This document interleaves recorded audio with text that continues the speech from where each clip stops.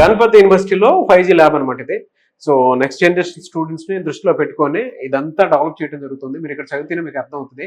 Advanced technology centre for next generation networks అని. So వీటికి సంబంధించినటువంటి రీసెర్చ్ అంటే ప్రాజెక్ట్ ఏదైతే ఉంటుందో ప్రాజెక్ట్ అంతా ఇక్కడే జరుగుతుంది అనమాట. చాలా యూనివర్సిటీస్ చూస్తూ ఉంటారు. బట్ 5Gకి సంబంధించినటువంటి వర్క్స్, ప్రాజెక్ట్స్, రీసెర్చ్ ఎక్కడైనా జరుగుతుంది అని అంటే మెయిన్ ఇక్కడే జరుగుతూ ఉంటుంది. మీకు ఇక్కడ పిక్చర్ కూడా కనిపిస్తుంది. ఒక్కొక్క దాంట్లో ఐటీ సర్వీసెస్ ఏమేమి ప్రొవైడ్ చేస్తారు, వాటికి సంబంధించింది ఏంటి అని. 5 IITs 200+ రీసెర్చర్స్ దీనికి సంబంధించినటువంటి ఒక మ్యాసివ్ ప్రాజెక్ట్ వర్క్ ని డెవలప్ చేస్తూ ఉన్నారు అనమాట. గణపతి యూనివర్సిటీలో VLSI డిపార్ట్మెంట్ ఇది. సో ప్రస్తుతం నేను ఈ ల్యాబ్ లో ఉన్నాను.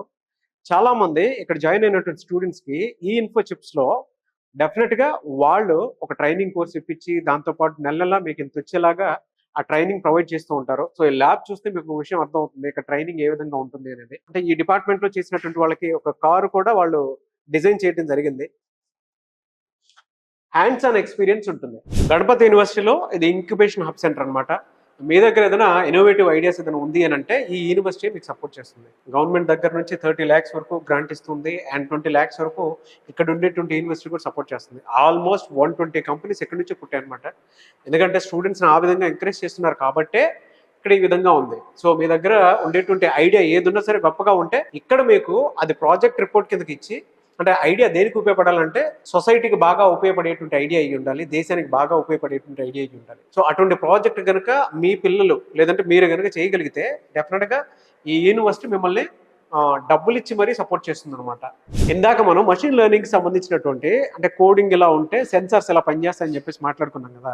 ఇది 3Dకి సంబంధించినటువంటి టెక్నాలజీ అనమాట. అంటే ఇందులో కనుక మనం కోడ్ ఇస్తే దాని తగ్గట్టే మనకు ఒక ఆబ్జెక్ట్ వస్తుంది. అంటే మనం ఏ ఆబ్జెక్ట్ ఇస్తే ఆబ్జెక్ట్ వస్తుంది అనమాట. సో ఇది ఎలా వర్క్ చేస్తుంది అనేది ఇక్కడ నుంచి కంటిన్యూషన్ లోపల ఒకటి ఉంది, ఒక మషీన్. నేను మీకు చూపిస్తాను అసలు ఎలా వర్క్ అవుతుంది ఏంటి అనేది.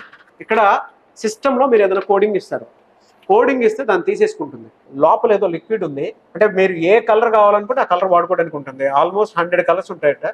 సో దాని తగ్గట్టే అది డిజైన్ చేసి ఇస్తుంది. గణపతి యూనివర్సిటీ కదా, అందుకే గణపతిని పెట్టడం జరిగింది. ఇలాంటి ప్రాక్టికల్ ఎక్స్పీరియన్స్ ఇండియాలో మీకు ఎక్కడికి వెళ్ళినా సరే ఎక్కడ ఏ యూనివర్సిటీలోనూ ఇంత హ్యాండ్స్ ఆన్ ఎక్స్పీరియన్స్ దొరకపోవచ్చు. ఇదేంటంటే అడిటివ్ మ్యానుఫ్యాక్చరింగ్ సెంటర్ అనమాట. 3D టెక్నాలజీకి సంబంధించినటువంటి ఇమేజ్ ఉంది. ఇది ఎలా పనిచేస్తుంది అని అంటే నేను మీకు ఇందాక చెప్పాను కదా, కోడింగ్ ఇస్తారు, ఆ కోడింగ్ ప్రకారం ఇదంతా సెన్సర్ చేసేసుకుంటుంది లోపల. సో మొత్తం ఇందులోనే ఫ్యూయల్ ఉంటుంది, ఇందులోనే దాని తగ్గట్టు మొత్తం స్ట్రక్చర్ ఫామ్ చేసుకునేలా ఉంటారు. అక్కడ నుంచి మనకు కావాల్సినటువంటి ఆబ్జెక్ట్ని గ్యాదర్ చేయడానికి అవకాశం ఉంటుంది. నేను మీకు ఇందాక చూపించింది 100 వరకే, బట్ ఇది 1,00,000 వరకు కూడా మీకు ఏ విధంగా కావాలనుకున్నా కూడా ఆ విధంగా డిజైన్ తీసుకుని బయటికి రాగలుగుతుంది. సో అంత క్యాపబిలిటీ ఉండేటువంటి టెక్నాలజీని ఇప్పుడు డెవలప్ చేయడం జరిగింది. సో గణపతి యూనివర్సిటీ లైబ్రరీ అనమాట ఇది ఓన్లీ డిపార్ట్మెంటల్ లైబ్రరీ అండి. బీటెక్ వాళ్ళకి మాత్రమే ఉండేటువంటి లైబ్రరీ. ఇలాంటి లైబ్రరీస్ 12 ఉన్నాయి. ఇది డిజిటల్ లైబ్రరీ అనమాట. సో లోపల ఏ విధంగా ఉందో ఒకసారి చూద్దామండి. అంటే డిపార్ట్మెంట్ వైజ్ కనుక మనం చూసుకున్నా కూడా మీరు దేనికి ప్రిపేర్ అవ్వాలో ఇక్కడ స్కాన్ చేసుకుంటే వాటికి సంబంధించినటువంటి బుక్స్ కూడా డౌన్లోడ్ అవుతాయి. ఆల్ ఇండియాలో కొన్ని యూనివర్సిటీస్లో కొన్ని బుక్స్ దొరుకుతాయో లేదు తెలియదు, కానీ బట్ ఇక్కడ మాత్రం ఎక్కడా లేని విధంగా మీకు బుక్స్ దొరుకుతాయి. బీటెక్కి సంబంధించినటువంటి విజ్ఞానం అంతా ఇక్కడే కనిపిస్తుంది మీకు. మీరు కనుక అంటే టోఫెల్, ఐల్స్ రాసేటువంటి వాళ్ళు కొంతమంది ఉంటారు కదా, వాటికి సంబంధించినటువంటి బుక్స్ కూడా ఇక్కడే దొరుకుతాయి. అండ్ బెస్ట్ ఆపర్చునిటీ ఏదైనా ఉంది అని అంటే వాళ్ళు రాసేటువంటి ఎగ్జామ్స్ ఏదైతే ఉందో అది ఇక్కడే కండక్ట్ చేస్తారు. వీటికి సంబంధించినటువంటి రిజల్ట్స్ మీరు ఇక్కడే చూసుకోవచ్చు. గేట్ టోఫెల్కి సంబంధించినటువంటి బుక్స్ కూడా ఇక్కడే దొరుకుతాయి మీకు. సో ఇది రీడింగ్ రూము. ఆ రీడింగ్ రూమ్ ఏ విధంగా ఉందో నేను మీకు చూపిస్తాను రండి. సో ఓవరాల్గా ఆ రీడింగ్ రూమ్లో కూడా మీకు సెంట్రల్ AC ఉంటుంది. ఇలా ప్రశాంతంగా ఉంటుంది అనమాట. 12 లైబ్రరీస్ ఉన్నాయి. ఆ 12 లైబ్రరీస్కి ఇలాంటి రీడింగ్ రూమ్స్ అయితే మీకు కనిపిస్తూ ఉంటాయి అనమాట.